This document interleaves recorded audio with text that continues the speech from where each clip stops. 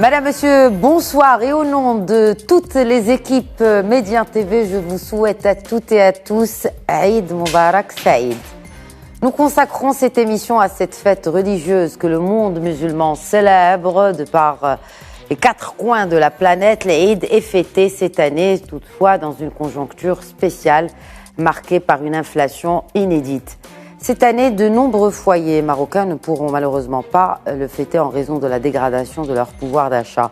Plusieurs voix se sont d'ailleurs élevées ces dernières semaines, notamment pour appeler à annuler ce sacrifice. Car malgré une inflation en léger recul sur les marchés ovins, eh bien, les prix ont augmenté par rapport à l'année dernière et pas que de 7%, empêchant ainsi les couches notamment les plus fragiles, les plus défavorisées de la population d'acquérir l'objet de leur tracas. Car l'Eid étant une sunna mu'akkada s'inscrit dans des obligations sociales et sociétales aussi, sans oublier l'écosystème rural, mais aussi urbain, qui gravite autour du mouton. Un manque économique à combler estimé à plusieurs milliards de dirhams. Et le cash coule à flot. Preuve en est qu'à l'approche de l'Eid al-Adha, eh bien, il y a eu une augmentation importante du déficit de liquidité des banques marocaines. Mais qu'est-ce qui attache autant les Marocains à cette fête? Pourquoi son poids est si important, quitte à s'acculer de dettes pour le célébrer? Pourquoi une partie de la classe moyenne se passe de sacrifier le mouton cette année et quel phénomène cela est-il annonciateur? Pour répondre à ces questions et à bien d'autres, j'ai le plaisir d'accueillir sur le plateau de questions d'actu le sociologue et anthropologue, professeur Farid Lasri. Bonsoir. Bonsoir. Merci de répondre à notre invitation à Eid Moubarak. Merci beaucoup. Et en face, un plaisir renouvelé d'accueillir le doyen de l'Institut de sciences politiques, juridiques et sociales de l'Université Mondiapolis, professeur Ali El-Harichi. Bonsoir. Bonsoir, Eid Moubarak Saïd, à vous et à tous les Marocains. Allah yibarak fik, alina wa alik, wa taqabbal Allahu minna wa minkum. Alors, on va peut-être commencer par un petit rappel, même si bien des téléspectateurs qui nous suivent connaissent ce que c'est que l'Eid, ses origines et la nature de cette sunna, surtout, professeur Lasri. C'est une remontée à la racine de l'expérience abrahamique. C'est-à-dire on est à la genèse quelque part d'une grande transition qui est, je dirais, institutionnalisée par deux grandes révolutions. La première révolution abrahamique, c'est le passage du polythéisme vers le monothéisme. Justement en abolissant toute l'expérience des idoles, tel que le mentionne une série de références textuelles, et notamment dans le Coran. Donc, première des dimensions, c'est le passage du polythéisme vers le monothéisme. Et la deuxième révolution, c'est le passage, quelque part, d'une culture où il y avait encore une pratique de sacrifice humain vers un sacrifice qui est symbolisé par la mise en scène d'Abraham et de son fils pour passer à une autre dimension, qui est celle du sacrifice animal. Et donc, toutes ces deux dimensions, quelque part, ne cesse de tourner autour de la réalité de Dieu, et donc avec une centralité du transcendant. Voilà un petit peu. Alors, centralité du transcendant, mais il y a une évolution de ce rituel à travers le temps. Ce n'est pas le même selon les doctrines, selon est-ce que effectivement c'est al-madhab al-maliki ou al-hanafi. Est-ce que ce rituel change selon la doctrine suivie? Il n'y a pas véritablement de variante en termes d'école juridique sur le fait de pratiquer je dirais le sacrifice.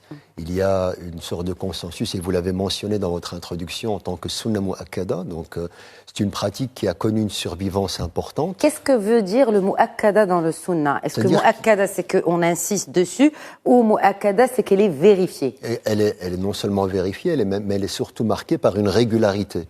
C'est-à-dire qu'elle est confirmée dans la praxis mohammedienne. Autrement dit, c'est pas une sunna, peut être une pratique, par exemple, qui n'est pas systématique dans la pratique du prophète de l'islam. Lorsqu'elle est confirmée, c'est qu'effectivement, elle rentre dans une dimension cyclique répétitive. Et donc, c'est cette dimension qui lui confère, je dirais, un statut particulier par rapport à d'autres sunan qu'on pourrait mettre en évidence. Toujours est-il, c'est qu'on est dans un environnement pastoral, dans l'héritage abrahamique, mais comme dans l'héritage mohammedien sur la péninsule arabique. Et donc cette pratique, je dirais, conjoncturelle de l'arrivée de la viande, elle a bienvenue autour d'une table, parce que c'est une dimension qui met en évidence un produit rare, et donc qui était tout à fait significative dans ces contextes. Et dans l'évolution de l'histoire, on voit marquer cette survivance aujourd'hui avec de nouveaux challenges, comment pratique le sacrifice, je dirais, un musulman, une musulmane lambda dans l'urbanité.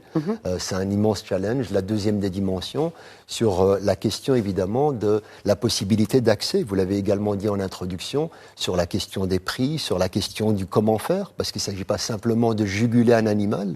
Il s'agit également de réfléchir d'un point de vue éthique à la manière dont il est transporté, de ce avec quoi il se nourrit, etc. Qui s'en occupe réellement et qui vraiment prend en considération ce que vous êtes en train de dire? Parce que vous mettez vraiment le curseur sur quelque chose d'élémentaire, c'est que cet animal-là, il est certes sacrifié, mais on doit le respecter. Parce que ça fait partie aussi de notre religion.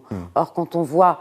Et on en parlait juste avant le début de cette émission, quand on voit comment ces bêtes sont transportées, on a bien des questions à se poser sur comment on voit cet animal. Est-ce qu'on le voit simplement comme l'objet d'un sacrifice, et puis voilà, il va remplir sa mission, hein, comme si c'était sa mission sur Terre, ou c'est un être du divin, c'est un être vivant créé par Dieu. Absolument. Non, l'important évidemment, c'est de comprendre que dans la réalité contemporaine, alors nous avons un certain nombre de crises dans le rapport aux religieux. C'est notamment le fait que nous sommes aujourd'hui dans une culture de la monstration. Il faut montrer. Et donc quand on montre, il suffit de montrer que nous pratiquons telle et telle dimension pour être conforme à une réalité éthique. Or, on se rend bien compte qu'il ne suffit pas de sacrifier l'animal et montrer la jugulation pour être en phase avec les principes. Or, l'expérience de la jugulation est mise dans les textes, même dans la sunna prophétique, comme étant qui relève de l'ihsan, c'est-à-dire qu'il faut être dans une posture d'excellence. Et ici, ce qui est important, effectivement, c'est une question d'éducation à la culture religieuse ou de rééducation à la culture religieuse pour prendre en considération l'ensemble de ces dimensions-là. La dimension d'une conscience éthique qui, au-delà simplement de l'agir, a une conscience sur son action et prend en considération la dimension du bien-être animal, la dimension également de la considération de celui qui est dans l'impossibilité justement de se procurer cet animal-là. Est-ce qu'il doit rentrer dans une logique de frustration, de l'impossibilité de traduire une sunna mu'akkada, ou est-ce que nous sommes en train de glisser vers une autre expérience qui est celle de satisfaire le urf de la sociologie de l'hawma? Qu'est-ce que vont dire les voisins si je ne pratique pas tel ou tel... On est loin de la pratique religieuse. Absolument. Donc là, on est dans une intrication quelque part, dans des survivances de pratiques visibles et en même temps dans des considérations de l'ordre culturel, de l'ordre du voisinage, etc. et qui rend évidemment l'expérience beaucoup plus complexe. Est-ce que le sunna mu'akkada, par exemple, je me permets de vous interrompre, ne sont pas Farrokh al-Mufti comme on regardait. C'est dommage parce que ça a aidé à éduquer justement et à rééduquer la population sur certaines pratiques de notre belle religion.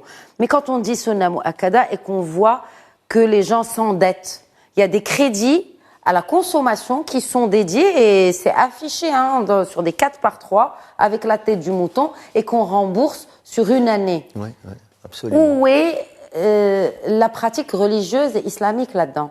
C'est une vraie question, c'est-à-dire c'est pour ça qu'il faut revenir à la manière dont même, je dirais, la bête sacrifiée est gérée. Il y a une partie de la viande qui revient évidemment à la consommation de la fête et au partage entre les voisins, une partie de l'animal qui revient pour la conservation, puis un tiers de l'animal qui est en principe voué à être donné aux plus nécessiteux. C'est-à-dire qu'on est devant quand même une logique qui nous montre très clairement par les textes qu'il y a les nécessiteux qui ne sont pas dans l'obligation de sacrifier. Autrement dit, il ne faut pas s'endetter pour réaliser une pratique. Ils sont concernés par le fait de pouvoir recevoir la viande animale.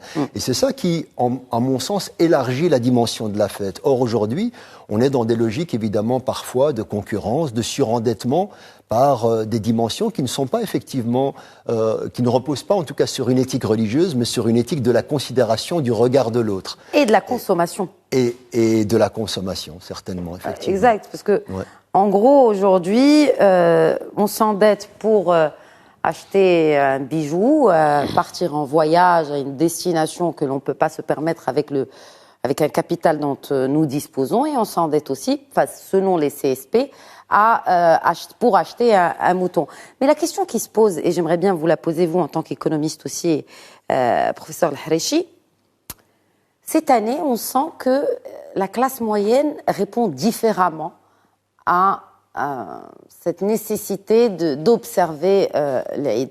Et aussi, il y a de nouvelles habitudes de consommation parce que maintenant, on choisit des hôtels pour aller passer l'Aïd et les hôtels s'adaptent et proposent des offres. Et on a le barbecue comme à la maison, en fait. Donc, en fait, en gros, ma question, pour être plus claire, on est en train vraiment d'installer et d'ancrer une habitude de consommation à l'image de, si on regardait de l'autre côté de la Méditerranée, Noël pour les chrétiens et même les athées qui célèbrent aussi Noël parce que voilà, on s'offre des cadeaux. Mais on s'endette quand même parce que c'est une habitude de consommation pure et dure. En fait, comme vient de dire mon collègue, c'est une sunna mu'akkada, mais ce n'est pas un fard. Ce n'est pas une obligation. C'est une sunna mu'akkada. Sunna, ce n'est pas une obligation religieuse. Et en plus, ce n'est pas un fard ayn, comme on dit, c'est-à-dire l'imam peut le faire à la place des citoyens. Nous y venons. Donc, déjà, le problème de la consommation, maintenant, il y a une nouvelle perception de l'Aïd. Parce que vous avez parlé des classes, il faut voir l'Aïd selon les classes sociales. Il y a, avant, c'est-à-dire, je dirais, si on revient au Maroc, avant 1982-83, les sécheresses, tous les Marocains allaient faire l'Aïd, quelle que soit l'appartenance de leur classe sociale.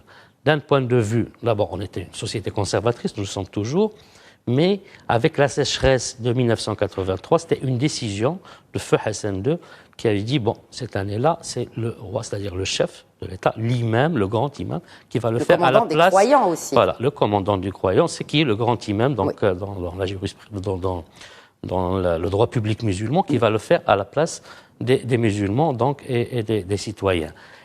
Et c'est comme s'il y avait une rupture par rapport au passé. C'est-à-dire, les gens, d'abord, ils étaient choqués. Comment ne pas faire l'Aïd? Même s'ils avaient les moyens ou pas les moyens. Mais c'est-à-dire, on avait une sécheresse de 3 ans. Ce sont parmi les pires sécheresses que le Maroc avait connues et qui ont coïncidé avec le PAS, le plan d'ajustement structurel. Donc, on est dans un monde où vraiment, c'était très difficile de faire l'Aïd. Autre chose, c'est-à-dire en parlant du religieux, et vous avez parlé aussi de la culture, de l'houma, du quartier. Qui va acheter quoi? Comment est mon bélier, mon mouton? Est-ce qu'il est grand? Est-ce qu'il est petit? Comment? Et ça devient quelque chose de l'apparat. Maintenant, ce mode de consommation a différé. Déjà, il y a eu une rupture avec le fait de ne pas faire l'Aïd. Avant, tout le monde devait le faire, quelle que soit sa classe sociale. Après ce moment-là, donc les gens ont commencé à ne pas faire pour certaines personnes. Et pour ceux, c'est-à-dire si on va parce que quand vous parlez des hôtels ou bien cette offre qui est mais c'est pas tout le monde qui peut se l'offrir. Oui, non, mais une certaine catégorie de classe moyenne peut se l'offrir. Classe moyenne supérieure qui peut se l'offrir, mais cette classe moyenne supérieure peut ne pas faire l'Aïd chez elle, peut ne pas faire la fête du sacrifice. Mais là, c'est vraiment joindre l'utile à l'agréable. Mais la classe moyenne ou la classe paupérisée, c'est elle qui fait l'Aïd. C'est elle, c'est-à-dire qui doit acheter ce mouton-là, qui doit le montrer, comme vous avez dit tout à l'heure, au niveau du quartier, qui doit être un mouton avec des grandes cornes, c'est-à-dire avec une apparence, qui ne va pas. En fait, c'est un moyen de valorisation de soi vis-à-vis de l'autre. C'est une valorisation sociale. Oui. Et pourquoi vous m'avez acheté? Alors, c'est pour cela que les gens vont s'endetter. C'est-à-dire, il y a un mix entre le religieux, parce qu'il faut le faire. Pour les gens, il faut le faire, c'est un fait. Ce n'est pas une sunna. La deuxième des choses, c'est quelque chose qui fait partie de qu'est-ce que je suis dans ce quartier-là ou dans ce village-là si je ne fais pas l'Aïd ou si je le fais avec avec un petit animal, un petit mouton, un petit bélier. Donc tout cela, c'est très important. Maintenant, ces offres-là, sincèrement, c'est-à-dire cette offre touristique pour aller aux hôtels et faire l'Aïd ensemble, ça ne concerne qu'une classe moyenne supérieure qui veut garder le religieux et la coutume, parce que même en droit, on parle de coutume, donc la coutume, c'est la chose qui se répète, et psychologiquement, on croit que c'est une règle de droit. Et la deuxième chose, c'est que la classe paupérisée, il doit acheter. Et là, on a un problème. On a un problème par rapport, nous avons l'inflation, nous sortons de 3 années de Covid, nous avons la sécheresse, et le pouvoir d'achat, comme vous l'avez très bien dit, des Marocains a baissé. C'est-à-dire, il a baissé même les chiffres de ACP, on parle de 1,9%. 9%, oui. Donc, ce pouvoir d'achat qui baisse, et la cherté c'est-à-dire de l'offre qui existe aujourd'hui. Il fallait annuler, selon vous. Bon, c'est trop tard. Alors, si on parle maintenu, mais le débat sur annuler ou pas, certains parlaient même de dilemme. J'ai vu ça dans la presse. Là, on peut dire annuler ou pas, parce que là, on doit voir de l'autre côté. Parce que de l'autre côté, il y a un fellah. Il y a un fellah, je ne parle pas des spéculateurs, je parle des petits fellahs, un petit éleveur qui va... Et pas des grands exploitants non plus. Parce que les grands exploitants, il y a quand même dans l'exploitation, certes, il y a le cheptel, mais il y a aussi la production céréalière. Mais quel que soit le producteur, parce qu'il faut comprendre, pour un mouton, si vous voulez, scientifiquement, on parle, c'est-à-dire un mouton, on parle du gain moyen quotidien de viande. Est-ce combien il va consommer d'aliments? Le jour où il consomme plus d'aliments qu'il gagne en viande, ce mouton-là doit être vendu. Alors le problème pour ce petit éleveur, s'il a consommé pendant 3 mois, par exemple, une certaine somme d'argent, il a gagné en poids. Mais au-delà de cette somme, c'est-à-dire quel que soit l'aliment qu'il va consommer, il ne va plus gagner en poids. Donc il va rentrer dans une perte. C'est pour cela qu'il est obligé de le vendre. Donc tout cela fait qu'il faut penser aussi à ce petit filet, et ce sont les plus grands, c'est-à-dire qui préparent le plus ce mouton pour le sacrifice, en dehors des grandes exploitations, qui eux aussi peuvent perdre à un certain moment où ils n'arriveront plus à faire sortir ce mouton ou ce bélier le jour où ils ne gagnent plus en poids, c'est-à-dire en poids en viande ou en chair. Alors, c'est intéressant parce que dans tout cela, il ne s'agit pas que du sacrifice, professeur Lasri, mais là, on ne parle que du sacrifice. C'est-à-dire, est-ce que toute cette fête, c'est la plus grande fête. D'ailleurs, on ne l'appelle pas pour rien la Eid al-Kbir, parce que c'est la grosse fête des musulmans dans le calendrier islamique. Mais on s'arrête vraiment au mouton. Bon, en fait, ce qu'il faut comprendre, comme pour les deux fêtes d'ailleurs, deux fêtes qui viennent à la fin de deux grands piliers, le pèlerinage et évidemment le mois de Ramadan. Ces deux piliers qui caractérisent, je dirais, un puissant liant sociologique. C'est-à-dire que le mois de Ramadan est un moment de festif où on retrouve évidemment une dimension de la famille nucléaire qui se renforce, qui est très très forte. La fête du sacrifice a la même capacité de créer du lien. D'ailleurs, on le voit aujourd'hui ou demain, l'hypermobilité des Marocains à l'échelle nationale pour retrouver les familles, les foyers d'origine, etc., est très très important. Donc ça montre bien que au-delà même de ce qu'on montre, c'est-à-dire du mouton, il y a un arrière-fond familial qui est très très fort, où on ressoude, on resserre des liens, etc. Donc ça, c'est un ancrage avec lequel il faut composer. Après, c'est sûr que dans les formulations, même quand j'entends, on dit Eid al-Adha en arabe ou la fête du mouton en français, c'est très problématique parce qu'évidemment, ça synthétise ce que vous dites, la focale sur la question de l'animal. Mais il y a aussi dans le vocable une concentration sur le mouton, parce que, évidemment, on est aujourd'hui une société majoritairement urbanisée.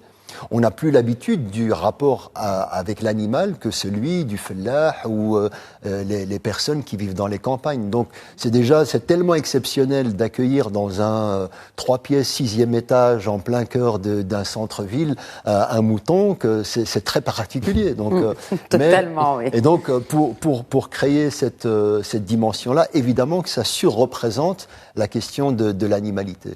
Mais encore une fois, ce qui se cache derrière le mouton, c'est la notion du sacrifice. Et je reviens là-dessus. Mais qui se sacrifie? Parce que là, voilà, vous dites la notion du sacrifice, alors que si on prend le mouton d'un côté et l'acquéreur qui n'a pas les moyens, qui doit se sacrifier aussi, on se pose vraiment qui est sacrifié et qui est le sacrifieur, entre guillemets.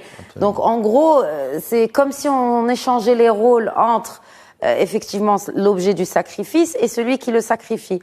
Parce que la conjoncture est difficile, parce que les temps sont durs, etc. Donc là, vraiment, c'est à double tranchant. Oui, mais encore une fois, c'est parce qu'on prend une pratique sans prendre le principe.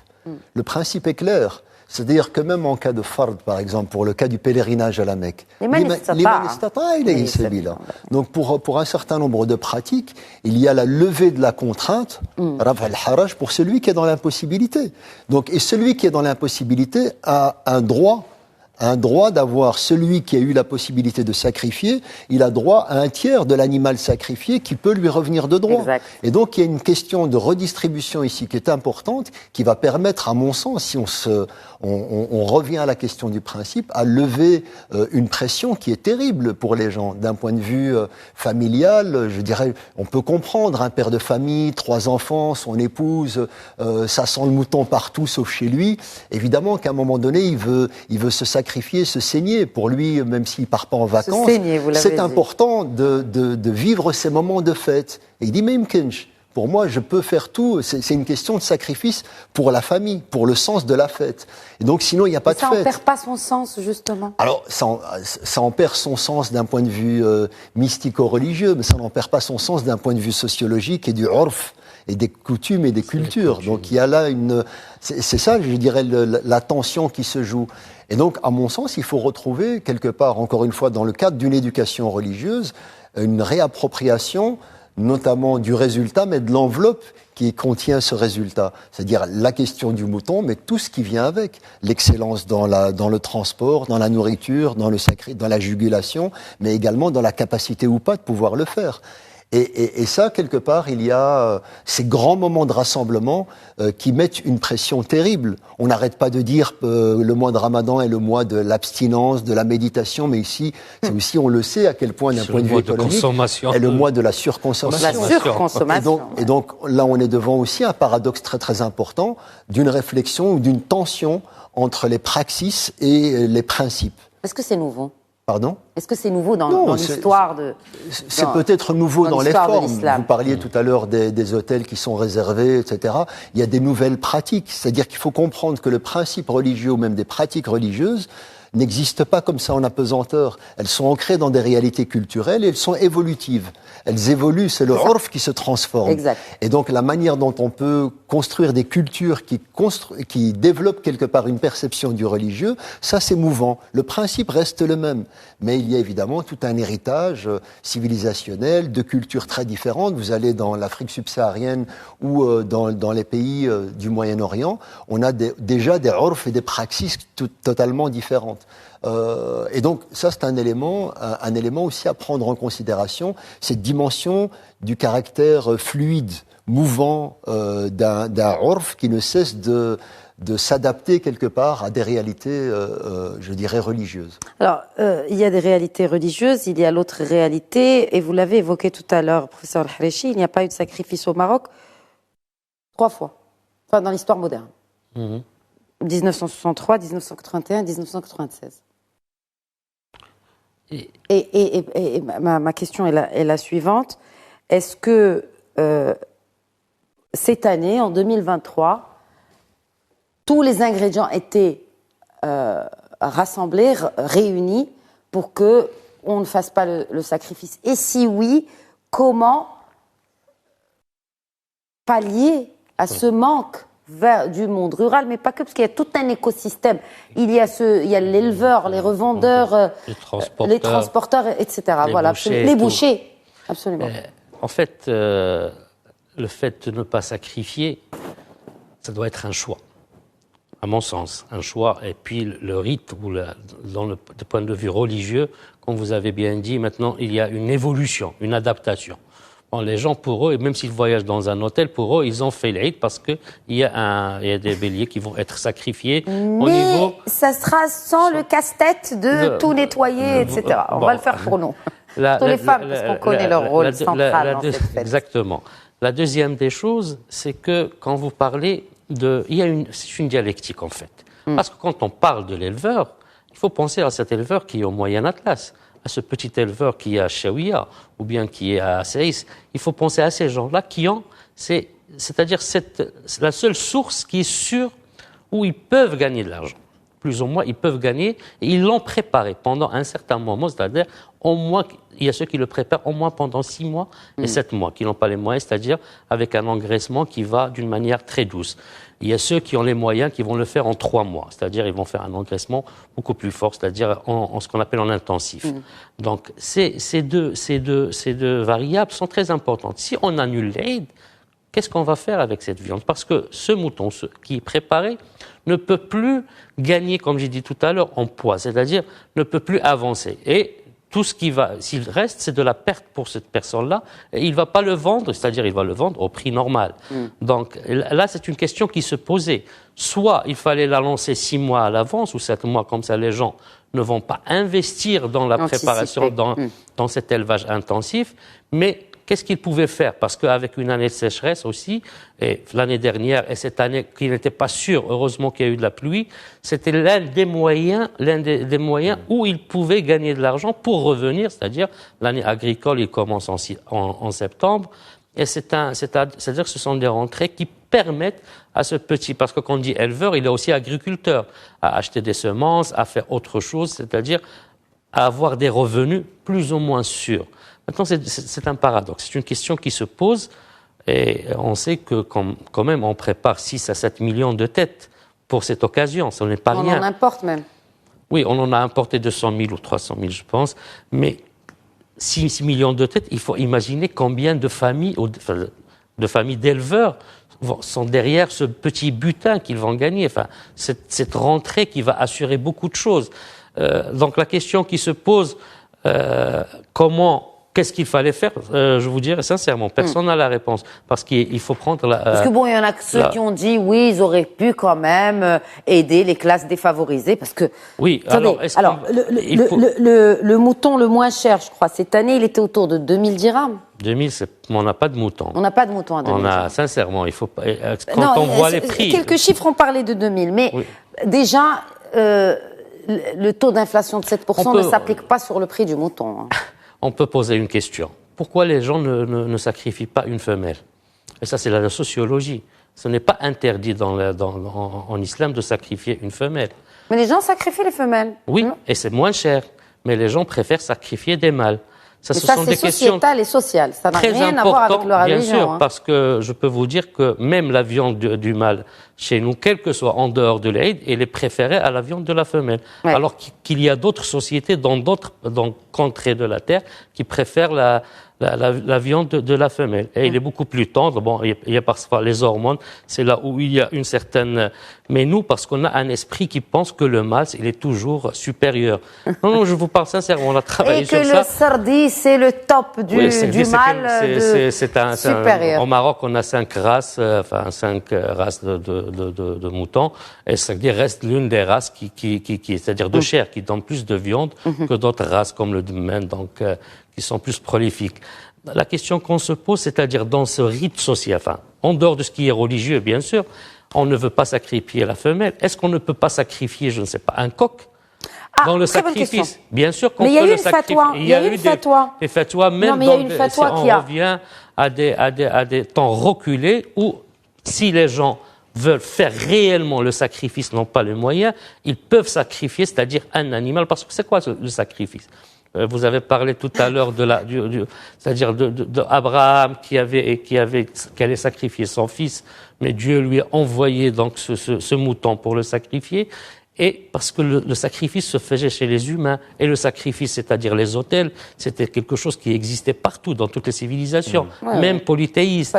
Donc c'est un symbole, c'est-à-dire pour se rapprocher de Dieu. Pour se rapprocher de Dieu, on peut faire un sacrifice avec n'importe quel animal, si on croit vraiment au sacrifice en dehors de la para. Alors en dehors de la para, il n'y a que la para finalement aujourd'hui, que ce soit pour le Hajj, l'Umrah...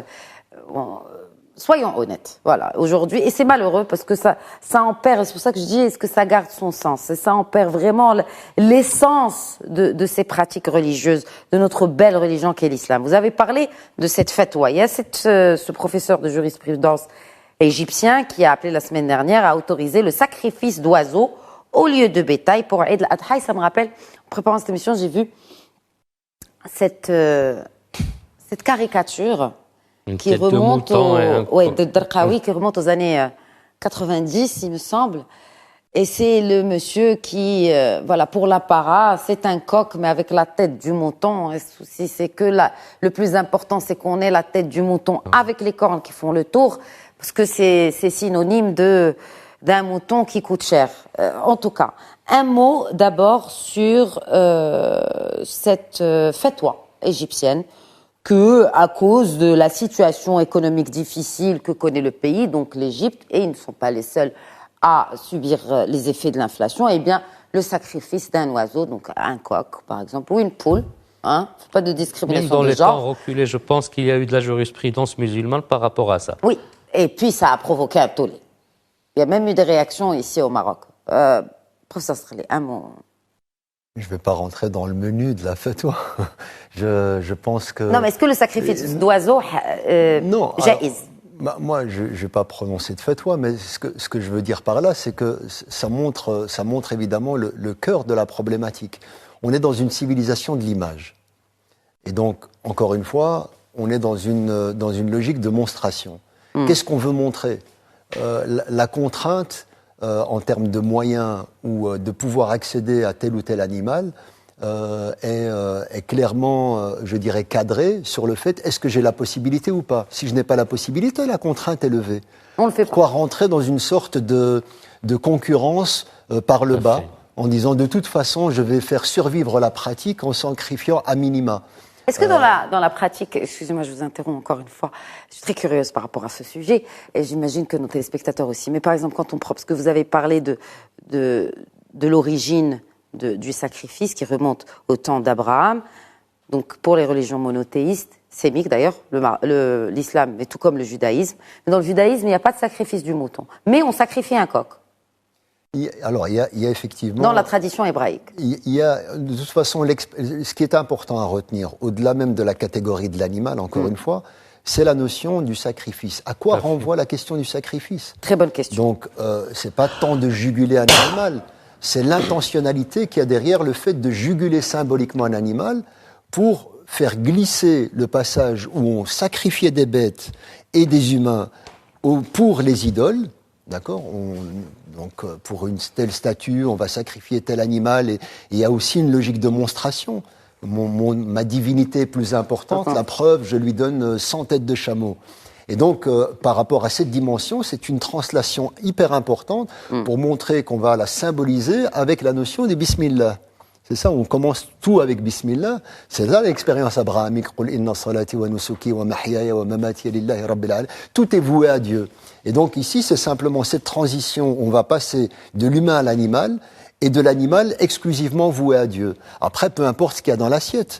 Je veux dire, une fois qu'on a réglé cette notion d'un sacrifice, encore une fois, qui a été symbolisé, est-ce que l'intention était de tuer l'enfant ou est-ce que l'intention est de mettre en scène une manière de dire, voilà comment désormais il faut faire, avec une concentration de l'animal, et effectivement, là, la mention coranique, bidhibhin azim, c'est un animal à juguler qui est important, extraordinaire, etc. Donc, à quoi renvoie cette animalité ? Ça, c'est un autre débat. Maintenant, le problème, c'est cette logique, encore une fois, concurrentielle de la survie. Quelqu'un qui a l'intention, par exemple, de faire le pèlerinage, et qui met les moyens de côté et qui meurt avant de pouvoir le réaliser. Est-ce qu'auprès de Dieu, son intention prévaut sur l'action ?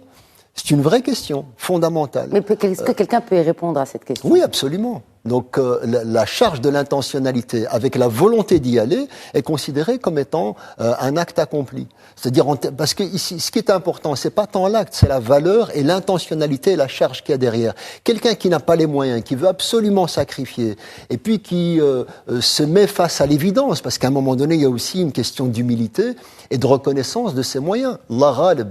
Qu'est-ce que je vais faire ? Je vais contester ma destinée par rapport au fait que je vais m'endetter à devoir sacrifier. Donc c'est là toute une question. Après, évidemment, pour ne pas non plus essentialiser, parce qu'on a pris un biais très critique, il y a aussi une question, je rejoins ce que vous dites, tout à fait utile par rapport à la question du sacrifice. Il y a des communautés qui n'ont pas l'occasion de manger de la viande animale pendant toute une période, et c'est tout à fait fondamental. On voit à quel point aussi il y a une redistribution dans des zones qui sont très instables à travers le monde, et où la venue de cet animal-là ou de cette viande-là, elle est tout à fait la bienvenue. Donc ça, c'est très important de maintenir au travers de la fête une posture de sacrifice qui se lie à la dimension de la solidarité, de la redistribution. Et ça, je pense que ça peut être un élément clé dans la manière de repenser la praxis religieuse qui est tout à fait pertinente par rapport aux défis contemporains. Il y a un défi contemporain, et vous l'avez évoqué, j'aimerais bien le souligner encore plus, mettre plus de lumière, professeur Lasseri, dessus, c'est l'intention. Qu'est-ce qui a fait que... Parce que c'est une question qui est quand même existentielle. Quelle est l'intention de chacun de mes actes dans la vie? Parce que, in fine, c'est cela. Ça peut être la fête... ça peut être l'Eid, ça peut être autre chose. Mais in fine, comment retrouver le bon sens de l'intention? Ça, encore une fois, on revient à la question fondamentale de l'éducation. C'est-à-dire que 80% de la dimension de l'islam est invisible. La bonté, la générosité, l'ouverture à l'autre, la méditation, tout ça, c'est des dimensions qui sont invisibles dans la réalité, je dirais, de l'image aujourd'hui. Ces dimensions-là sont à réinvestir. Manifestement, c'est ça. L'islam est une expérience du silence où on rumine le nom de Dieu. On est dans le Coran mentionne effectivement que la dimension même de la pratique de la prière se fait durant la nuit, c'est-à-dire de ce rapprochement là où personne ne vous voit. Donc tout cet héritage-là est tout à fait fondamental. Évidemment, s'il y a une crise, je dirais presque un burn-out spirituel d'un côté, et que d'un autre côté, il y a une survivance de pratiques culturelles, religieuses, qui sont mises en évidence en étant découpées quelque part de cette dimension d'intériorité, ça donne un certain nombre de résultats tout à fait regrettables qu'on peut voir en société. Mais encore une fois, on n'essentialise pas. Il y a des expériences tout à fait intéressantes, il y a une dynamique qui donne quand même un certain nombre d'éléments tout à fait positifs dans la pratique du pèlerinage, dans la pratique de la prière quotidienne, dans la pratique du sacrifice, etc. On voit qu'il y a quand même une dimension même du ramadan. On voit à quel point c'est au-delà d'un liant et d'une force sociologique, il y a aussi quelque chose qui se dégage. On ressort jamais tout à fait indemne du ramadan ou du pèlerinage, où il y a quelque chose qui s'est passé. De l'Eid Kbir. Oui, après. On en sort un peu plus. Non, mais toujours est-il, c'est qu'il y a une série de conséquences derrière. En tout cas, déjà de revenir à la méditation sur l'expérience abrahamique, de revenir sur la question du liant familial, de revenir sur toute une série de dimensions qui renvoient à la question du partage. Moi, je le vois dans la rue, vous sortez aujourd'hui, le gardien, la personne à l'accueil, n'importe qui, vous partage un certain nombre de choses, que ce soit des invocations. Ça, c'est un patrimoine immatériel marocain, musulman, qui est tout à fait significatif, qui est fondamental. Rien que le partage d'une bonne parole. Or, vous allez dans certaines sociétés, on ne partage plus la parole. Non. On se parle parce qu'il y a un intérêt ou parce qu'il y a une conjoncture parce qu'on va se crier professionnelle. Dessus. Oui, s'insulter. Voilà. Mais ça, c'est très important. Des gens gratuitement vous disent pendant 2-3 minutes, alors que vous êtes déjà partis, ils sont en train de vous envoyer des invocations. Cette dimension-là de la simplicité, du naturel, en même temps de la générosité par la parole simple, etc., et qui renvoie à des références religieuses, c'est-à-dire qu'on vous souhaite le meilleur à vous, à vos parents, Allah yarham l'walid, des choses comme ceci, c'est gratuit. Et ça, c'est un patrimoine qui fait quand même du bien. Et on le voit notamment par des personnes qui sont hors de l'arc, hors du monde musulman ou même hors du Maroc. On a beaucoup de Marocains à l'extérieur. Lorsqu'ils reviennent, ils disent on revient pour cette énergie. Il y a quelque chose qui se passe. On sent vraiment la fête. Et il faut commencer à analyser toutes ces dimensions-là, les collationner, puis vous allez comprendre qu'on est quand même dans un univers avec des effets aussi tout à fait positifs. Simplement pour donner le pendant aussi au regard de la critique, il y a tout un impact très très important qui est socialisant d'un point de vue religieux et même d'un point de vue spirituel. Après, la spiritualité, il y a un canal évidemment qu'on peut comprendre par la question de l'émotion. On peut avoir une émotion et sentir des choses, mais la spiritualité, c'est qu'est-ce que vous faites de l'émotion ? Au-delà de l'émotion ou de l'émotivité, il y a une dimension qu'il faut évidemment comprendre. Et donc, le mois de sacrifice, c'est la fin du pèlerinage, mais c'est le début de quelque chose. La fin du mois de Ramadan, c'est la fin d'une expérience importante spirituelle. Qu'est-ce qu'on fait à partir de là ? Et c'est là où on doit analyser je dirais d'un point de vue socio-religieux, comment s'opèrent les changements. Autrement dit, en sortant de la mosquée, en sortant du ramadan, en sortant du sacrifice, il semble évident que nous devrions être meilleurs. Et ça, c'est une question fondamentale à poser.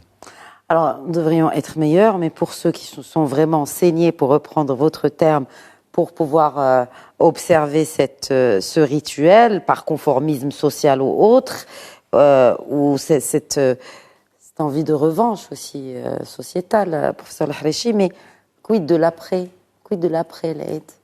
Et là, je rejoins mon collègue quand il dit bon, l'émotion, la fête, on peut bien faire la fête de l'Aïd, c'est-à-dire sans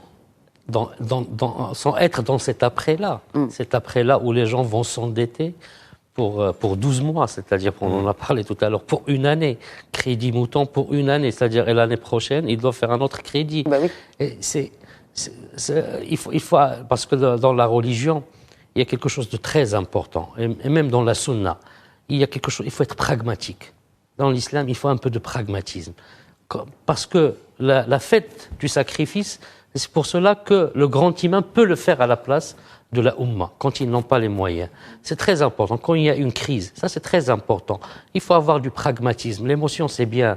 On est tous toujours contents, le mois de Ramadan, la fête de l'Eid, on se salue, on se souhaite.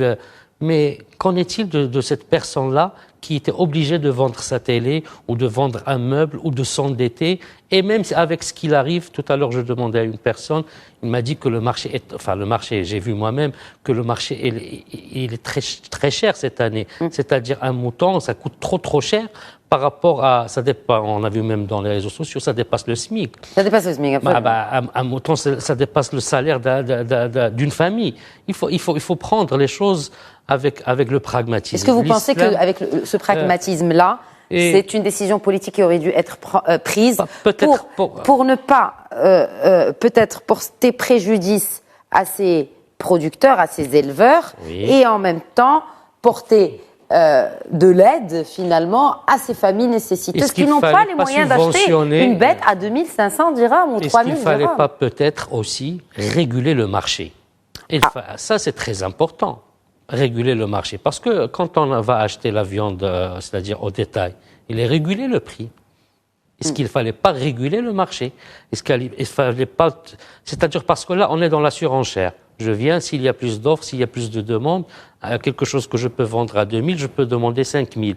Et s'il n'y a pas s'il y a beaucoup de demandes, bon, je peux la vendre à 5000 ou plus. Vous voyez, donc là, on est dans la spéculation. Et en plus, il y a les spéculateurs. Il y a encore les spéculateurs, c'est eux qui viennent, qui achètent des lots, c'est-à-dire en gros, et puis là, ils commencent à faire ce qu'ils veulent dans les marchés. Et ça, c'est très grave. Et les spéculateurs ne sont pas seulement au niveau de l'Aïd, ils sont, je pense, parler des fois par rapport aux agrumes, par rapport à tout ce qui est, c'est-à-dire quand on a vu la flambée des prix. Donc tout cela, il faut essayer de le voir. Oui, l'Aïd, c'est la religion, c'est le rite, c'est le rassemblement des familles, mais aussi ça ne doit pas épuiser les familles. En dehors de l'été, il y a la rentrée scolaire. Un enfant qui va être scolarisé et qui va avoir les moyens, les fournitures scolaires, et c'est l'investissement humain. Donc tout cela, il faut le voir.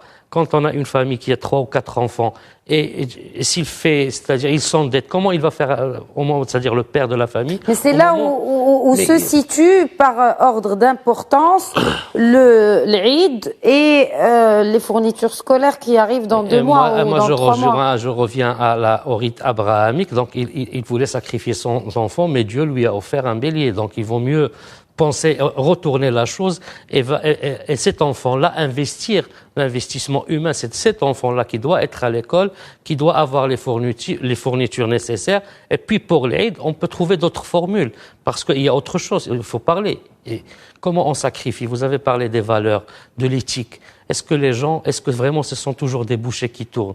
C'est bien, j'ai vu tout à l'heure à la télé, il faut aller à l'abattoir. Il faut aller à l'abattoir pour que la saignée se fasse dans les normes hygiéniques. vétérinaire et qu'il y a une inspection de la carcasse et qu'il y a une inspection de ce qu'on va... Jamais le Marocain il va accepter maintenant, il y a cela. les abattoirs, il y a les abattoirs. Oui, mais bon, il y a préfère les l'avoir gens, à la maison. Hein. En Arabie Saoudite, ils leur ont imposé. Vous faites le pèlerinage, vous achetez, vous achetez et vous avez un ticket et il va être distribué chez les pauvres. Mais ça se fait dans les abattoirs. Il y a une inspection. Parce que jamais on le fait. En France, on leur a imposé ça. Parce qu'au début, les gens, ils montaient dans les immeubles, ils mettaient, et on égorgeait. Et vous savez, le sang, c'est le milieu le plus, c'est-à-dire le plus contaminé. Quand on ne sait pas le gérer, dans un appartement ou dans une baignoire, ou on ne sait pas gérer, c'est-à-dire la carcasse, on peut avoir des problèmes. Il faut penser, il faut voir beaucoup plus grand. C'est pas seulement sacrifier, mais aussi manger de l'aliment qui est inspecté, c'est-à-dire et qui est certifié conforme pour être consommé. Tout cela fait, il faut toute une chaîne. Donc, il faut aussi que les gens soient sensibles. Je ne sais pas, le fait de ne pas acheter, sacrifier un mouton dans le sens de l'émotion, ce n'est pas, c'est-à-dire les gens qui n'ont pas les moyens, ils n'ont pas commis quelque chose qui est contraire à l'islam. Au contraire. Non, mais c'est contraire à ce qu'on dit C'est au depuis tout à l'heure. contraire. C'est-à-dire, est-ce qu'ils sont conscients? Moi, je suis très curieuse, et c'est vraiment une étude anthropologique peut-être à faire chez nous. Est-ce que les gens, ils sont conscients de l'essence même? Ils sont conscients, mais devant le haouma, devant les gens, devant la pression sociale. La pression de la spiritualité, le khouf m'Allah, je pense qu'il devrait être beaucoup plus important que cela. Et c'est là où vraiment c'est une question pour clore le débat, même s'il peut prendre des heures. Pourquoi ne retrouvons-nous pas des figures portant des messages tels que celui-ci pour ramener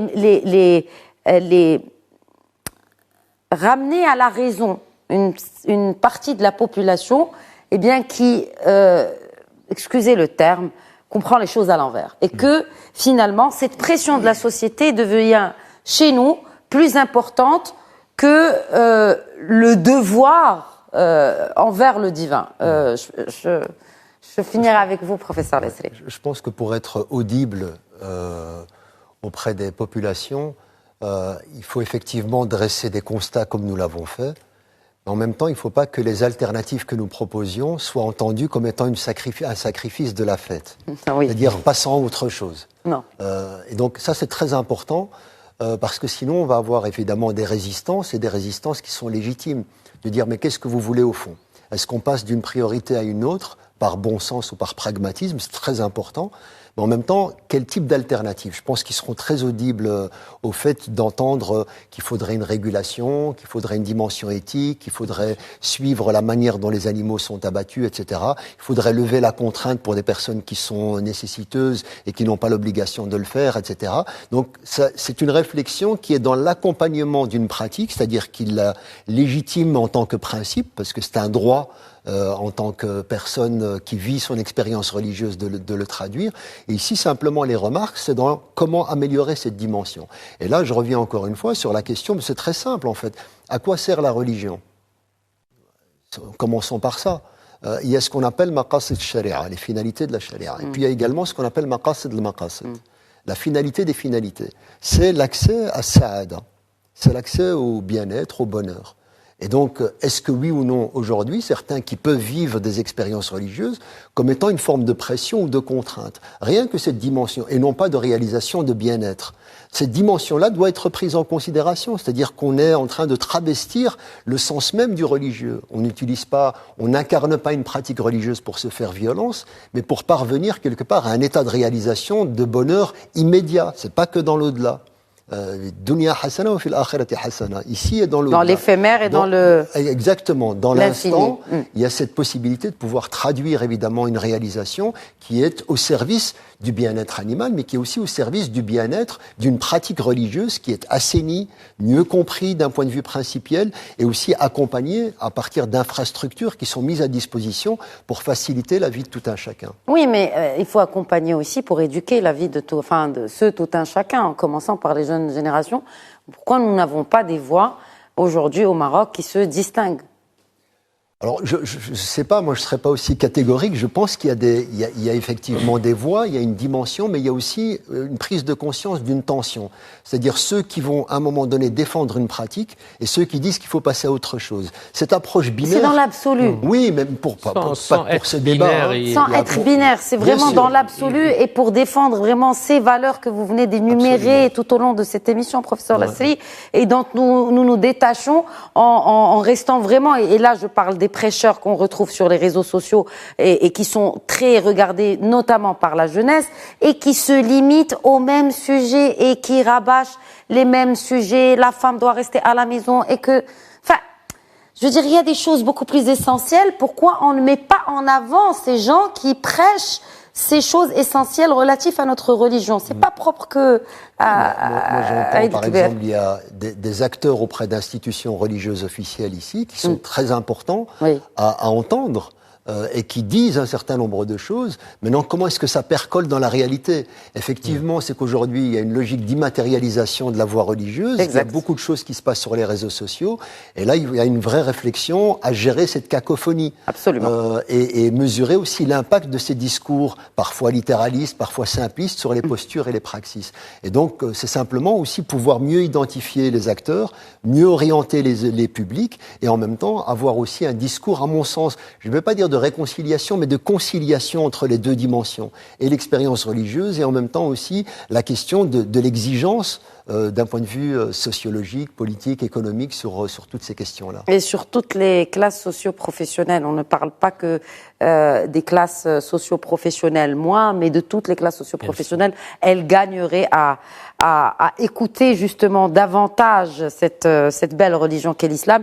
Et en tout cas, ce serait intéressant aussi, et c'est notre rôle en tant que média, de rendre ces voix un peu plus audibles. Je suis à deux doigts de vous proposer de faire une émission hebdomadaire à partir de la rentrée prochaine, qui sait. En tout cas, merci beaucoup, professeur Lasri. C'était un plaisir de vous accueillir. Et encore une fois, Eid Moubarak, et à vous également, Assir Rechi. Merci beaucoup. Merci d'avoir été avec nous aujourd'hui. Encore une fois, nous vous réitérons nos meilleurs vœux, Inch'Allah, pour cette belle célébration de Eid el-Kbir. Eid ou Ta'oud, Inch'Allah.